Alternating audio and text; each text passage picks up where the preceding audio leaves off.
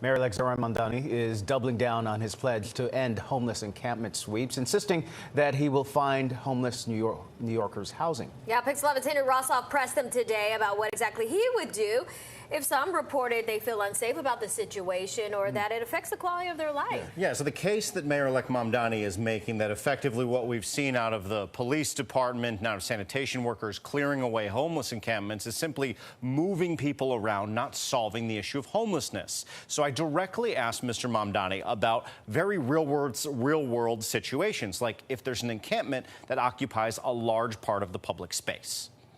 I don't think that living in an unhoused situation in the city should be criminalized. It's just also important to see what that actually means and what the both sides of every situation. New Yorkers are seeking clarity about what incoming Mayor Zohran Mamdani means when he says he will end homeless encampment sweeps, which have become a hallmark of city policy during the last few years. We asked Mamdani exactly what he'd do in a more difficult situation, where a homeless encampment takes over an entire sidewalk or a subway car.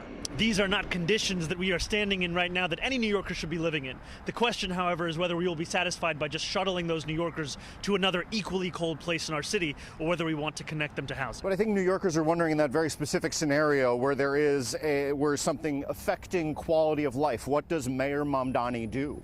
Mayor Mamdani ensures that we connect those New Yorkers with actual housing. We cannot allow ourselves to become complacent with what has become the norm in this city. And that doesn't mean leaving New Yorkers to sleep in the cold. It means connecting those New Yorkers with a place that they can actually be warm. Mamdani spent the day meeting with real estate business leaders and homeless advocates amidst concerns about his plan to handle street homelessness. He said a big focus was how to speed up moving people into affordable apartments. While we were in Washington Square Park talking about the issue, AJ, who's been homeless for a few years but is now seeking permanent housing, told us it's all about how you address people still out on the street. Show the people hey, this is what we're really trying to do to lock down and prevent, not only just to stop it outside, but to push better and achieve better down the line, long-term wise.